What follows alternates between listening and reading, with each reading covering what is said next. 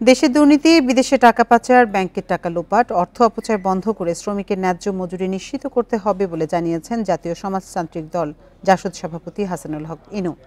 বুধবার মে দিবস উপলক্ষে বাংলাদেশ ট্রেড ইউনিয়নের উদ্যোগে পল্টন এলাকায় শ্রমিক র্যালি হয়। সেখানে রাজধানীর রিকশা, ভ্যান, হোটেল ও পরিবহনের শ্রমিকরা অংশ নেয়। বিকাশে কম খরচে ক্যাশ আউটের লিমিট বেড়ে 50,000, প্রিয় এজেন্টও 2টা। গার্মেন্টস শ্রমিক ইউনিয়নের পথসভা হয় সিপিবি কার্যালয়ের সামনে। জাসদের সহযোগী সংগঠন জাতীয় শ্রমিক জোটের উদ্যোগে জাসদ চত্বরে শ্রমিক সমাবেশ হয়। সেখানে প্রধান অতিথির বক্তব্যে জাসদ সভাপতি হাসানুল হক ইনু বলেন, বাজার সিন্ডিকেট দমন ও বিদেশে টাকা পাচার বন্ধ সহ নিত্যপণ্যের মূল্য নিয়ন্ত্রণ করে শ্রমিক ও জনগণকে এ অভিশাপ থেকে মুক্তি দিতে হবে।